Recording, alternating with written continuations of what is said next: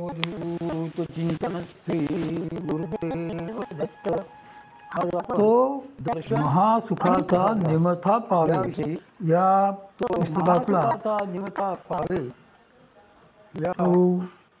शकुंतलाबाई आपटे महाराजांच्या पुस्तकातील संन्यास घेण्याच्या अटी कशा असतात त्यावर आपण आज विचार करणार आहोत।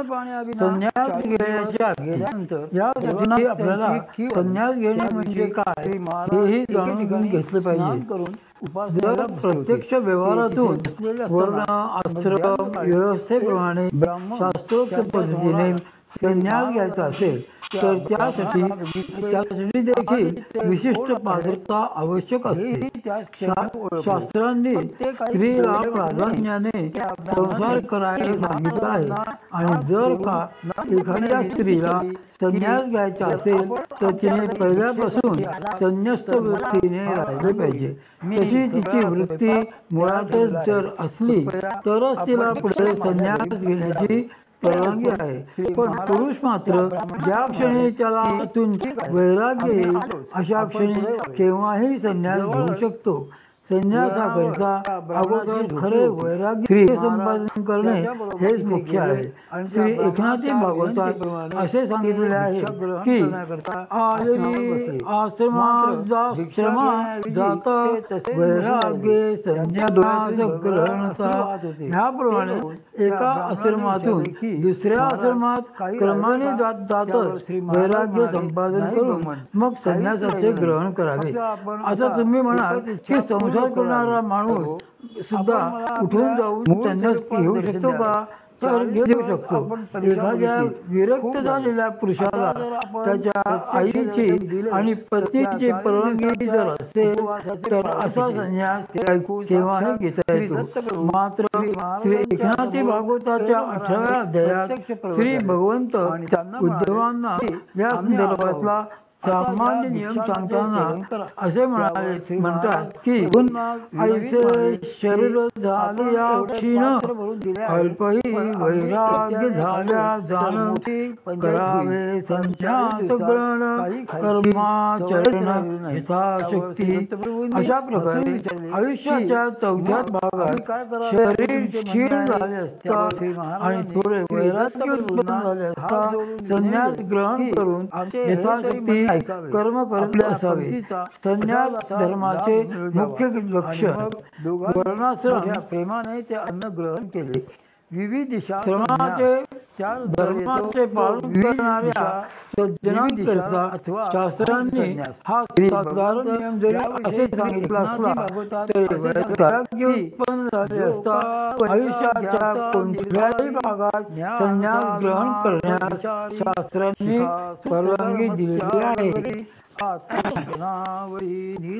श्री भगवंतांनी या अध्यायात पुढे संन्यास धर्माचे मुख्य लक्षण सांगताना असे म्हटले आहे की संन्यासाचे धर्मी जाण मुख्यत्वे हेची लक्षण पवित्र करून अंतःकरण सर्वत्र नारायण। संन्यास धर्माचे मुख्य लक्षण हेच होय की अंतःकरण पवित्र करून सर्व ठिकाणी सर्वांठाई नारायण स्वरूपच बघावे। म्हणजे काय? संन्यास घेणाऱ्याने आपल्या अंतःकरणाचे पावित्र्य सतत जपले पाहिजे व त्याचबरोबर जमेल त्या पद्धतीने सदैव भगवत संधानात राहण्याचा प्रयत्न ठेवला पाहिजे। हा त्या आश्रमाचा प्रधान धर्म होय। संन्यासाचे 6 प्रकार सगळ्या प्रवृत्ती सोडून देणे अपेक्षित असते आणि अशा त्या प्रवृत्ती सोडून दिल्या की परत त्यांच्याकडे वळून सुद्धा बघायचे नसते असा नियम आहे। संन्यास धर्माचे मुख्य लक्षण हेच होय की अंतःकरण पवित्र करून सर्व ठिकाणी सर्वांठाई नारायण स्वरूप बघावे. म्हणजे काय तर संन्यास घेणाऱ्याने आपल्या अंतःकरणाचे पावित्र्य सतत जपले पाहिजे व त्याचबरोबर जमेल त्या पद्धतीने सदैव भगवत अनुसंधानात राहण्याचा प्रयत्न ठेवला पाहिजे. हा त्या आश्रमाचा प्रधान धर्म होय. स्त्री समोर आल्या संन्यासांचे 6 प्रकार. संन्यास आश्रम म्हणजे 4 शास्त्रकथित आश्रमांमधला 4था आश्रम. हा विराट पुरुषाच्या शिरस्थानी असल्याने शास्त्र सांगते. त्यामुळे हा सर्वश्रेष्ठ आश्रम म्हटलेला आहे.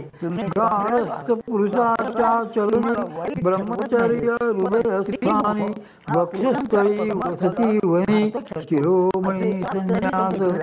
गृहस्थाश्रम हा त्या विराट पुरुषाच्या चरणस्थानी ब्रह्मचर्याश्रम हा हृदयस्थानी, वानप्रस्थाश्रम हा वक्षस्थानी तर संन्यासाश्रम हा शिरस्थानी असतो. आता हा संन्यास तरी किती प्रकारचा असतो तर साधारणतः संन्यासाचे एकूण 6 प्रकार पडतात. दोघां व्यावेच आहे म्हणून क्रमाने एक सांगतो. सगळ्यात पहिला म्हणजे आतुर संन्यास, त्यानंतर त्रिदंड संन्यास, शिवाय कुटीचक्र संन्यास, बहुउदक संन्यास, त्यानंतर विविधिशा अथवा हंस संन्यास आणि परमहंस संन्यास. यातला पहिला आतुर संन्यास अगोदर बघूया. तुम्हाला कदाचित परमपूज्य श्री मामांच्या घराण्याचा थोडा इतिहास जर का माहीत असला तर ही कथाही आठवेल. कोल्हापूरच्या ताराराणीबाई साहेब अत्यंत महत्वाकांक्षी होत्या, हुशार होत्या आणि स्वतःचे राज्य कसे टिकवायचे आणि वाढवायचे याचे ज्ञान त्यांना पुरेपूर होते. मराठा राज्यांमध्ये त्या काळी मल्हारराव नळेकर म्हणजे देशपांडे आणि शंकरराव नारायण गाडेकर नावाचे 2 स्वामीनिष्ठ आणि पराक्रमी सरदार होते.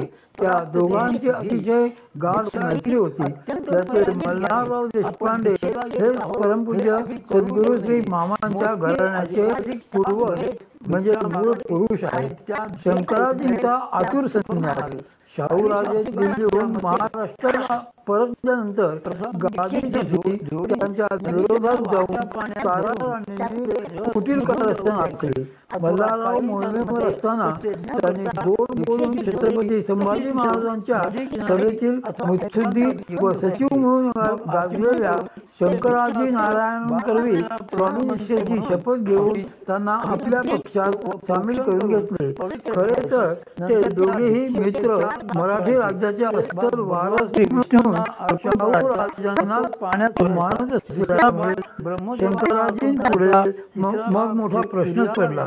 त्यामुळे ते तसेच त्वरेने मल्हाररावांकडे गेले आणि त्यांना सर्व हकीकत सांगून म्हणाले की मी आयुष्यात कधीही दिलेले वचन मोडू शकणार नाही आणि यांना राज्य मिळावे म्हणून मी स्वामी द्रोही करू शकणार नाही. आता मी काय करू, याच्यातून कसा सुटू, यातून माझी जिवंतपणे सुटका होणार नाही. कारण काही झाले तरी मला ताराराणींकडे जाणे भाग पडेल. मग शंकरराजी आणि मल्हारराव या दोघांनी त्या समस्येवर खूप विचार केला. मात्र विचारांती त्यांना एकच उत्तम मार्ग सुचला आणि तो म्हणजे शंकराजींनी आतुर संन्यास घेऊन स्वतःचा कडेलोट करून देहत्याग करणे. कारण ते कुठेही गेले असते तरी राणीने पाताळातूनही त्यांना शोधून काढले असते आणि ते त्यांच्या गळ्यात शब्दाचे लोढणे अडकलेले असल्यामुळे ते राणीशी बेईमानी देखील करू शकले नसते. ती म्हणेल तसे शाहूराजांविरुद्ध त्यांना युद्धासाठी उभे राहावे लागले असते. नुसताच कडेलोट करून घेतल्याने आत्महत्येचे पातक लागले असते. मात्र आतुर संन्यास घेऊन भगवत चिंतन करीत कडेलोट करून घेतल्याने त्या पातकाचा संबंधच होणार नव्हता. म्हणून शंकराजींनी तो पर्याय स्वीकारण्याचे ठरवले. त्यांच्या घरादाराची सर्व काळजी घेण्याचे मल्हाररावांनी मित्रप्रेमापोटी मान्य केले. पुढे ठरल्याप्रमाणे शंकराजींनी आतुर संन्यास घेतला आणि आंबवड्याच्या कड्यावरून स्वतःचा कडेलोट करून देहत्याग केला. मल्हाररावांनी शाहूराजांच्या बाजूने मोठी मर्दुमकी घातली. त्या ज्ञानचा त्यांच्या मित्रप्रेमाचा व स्वामीनिष्ठेचा इतिहास बराच मोठा आहे. ही गोष्ट येथे सांगायचे कारण असते की संन्यासाचा पहिला प्रकार म्हणजे आतुर संन्यास. या प्रकारात क्रिया आपला मृत्यू जवळ आलेला पाहून विरक्त पुरुषाला संन्यास घेता येतो. त्यानंतर त्याने स्वतःहून देहत्याग केला तरी आत्महत्येचे पातक त्याला लागत नसते. त्रिदंड संन्यास.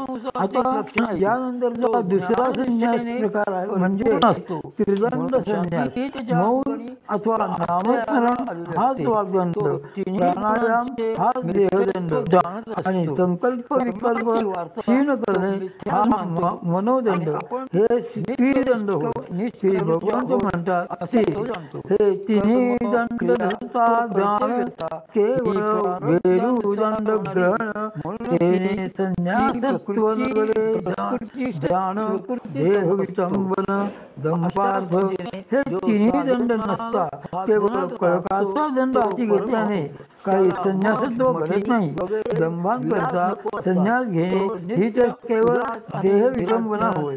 अर्जुनाने सुभद्राहरणाकरिता असा त्रिदंडी संन्यासाचा वेश घेतला होता. श्रीमद भागवताच्या दशम स्कंदातील 86व्या अध्यायात ती कथा येते. येथे श्री शुकमुनी सांगतात की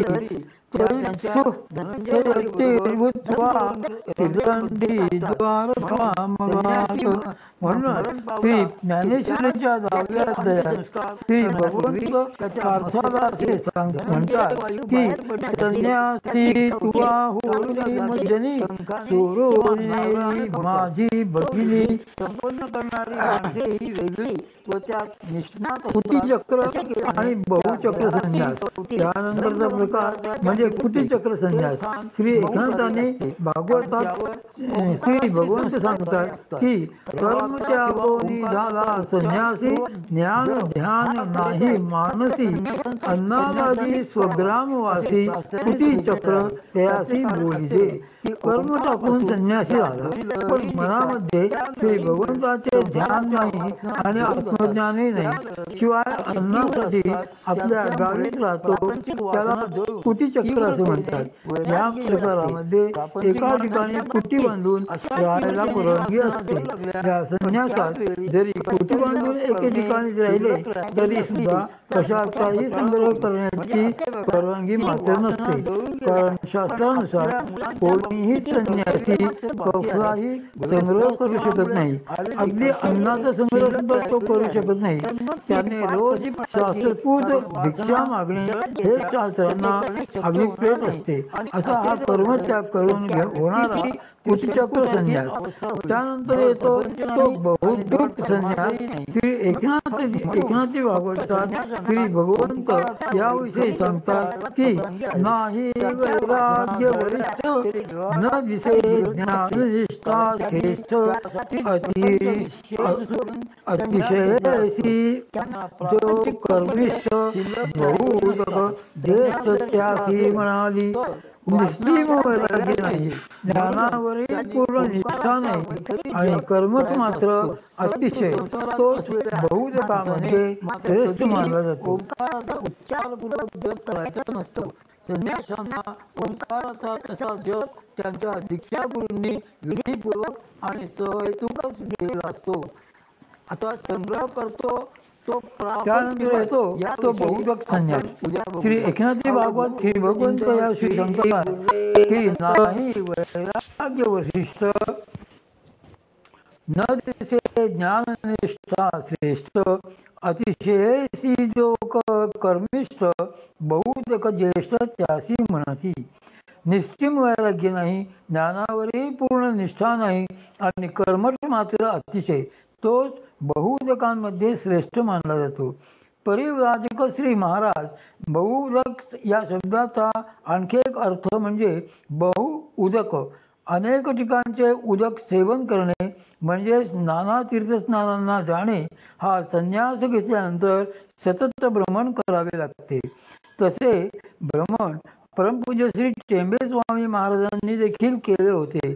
परमपूज्य श्री टेंबे स्वामी महाराज हे सतत भ्रमण करणारे म्हणजेच परिव्राजक होते. ते परमहंस संन्यासी होते. त्यांनी दंडी संन्यास तर घेतलाच होता, पण ते बहुदुख संन्यासाचे व हंस संन्यासाचे सामान्य नियमही लोकमार्गदर्शनास्तव पाळत होते. त्यामुळे ते एके ठिकाणी न राहता अनेक ठिकाणी भ्रमण करीत असत. वैदिक धर्माच्या पुनरुज्जीवनासाठी आणि लोकोद्धारार्थ ते असे अनेक ठिकाणी भ्रमण करीत असताना देवांनी वेळोवेळी त्यांची बरीच परीक्षाही बघितली होती. त्या संदर्भातील परमपूज्य श्री टेंबे स्वामी महाराजांची एकच छोटीशी गोष्ट या ठिकाणी सांगते. मला त्या गोष्टीचे कायमच मोठे आश्चर्य आणि कौतुक वाटत आले आहे, कारण खरोखरच ती फार विलक्षण अशी गोष्ट आहे. देव भजन दोघेही विलक्षण. परमपूज्य श्री टेंबे स्वामी महाराजांशी साक्षात भगवान श्री दत्त प्रभू बोलत असत. त्यांनी एकदा श्री महाराजांना आज्ञा केली की आपण हिमालयात परिभ्रमणाला जावे. त्यावर श्री स्वामी महाराज श्री दत्तप्रभूंना नम्रपणे म्हणाले की आम्हाला तर दक्षिण दिशेला जायचे आहे. ते टाकून देव त्यांना रागवून म्हणाले की तुम्ही आमचे ऐकत नाही. दोघांची नेहमी अशी लहान मुलांसारखी भांडणे होत, कारण त्यांचे आणि देवांचे परस्पर प्रेमही तेवढेच प्रगाढ होते. देवांशी भांडण अर्थात प्रेमाचे करण्याऐवजी योग्यता असणारे, देवांशी सख्य असणारे असे ते सख्य भक्तीचे फार मोठे आचार्य व महान योगी होते. त्या उभयतांच्या परस्पर प्रेमाविषयी सांगायचे झाल्यास श्री संत एकनाथ महाराज सांगतात त्याप्रमाणे असेच म्हणता येईल की ऐसे ज्यांचे अंतःकरण हरी न सांडी स्वये आपण, तैसेची हरीचे श्रीचरण जो सांडिना पूर्ण प्रेम भावे. हरीचे ठाई प्रीती ज्या देशी, हरीची प्रीती त्या तैसी, जे अनन्य हरिपाशी हरीच्यांसी अनन्य सदा. असे ज्यांचे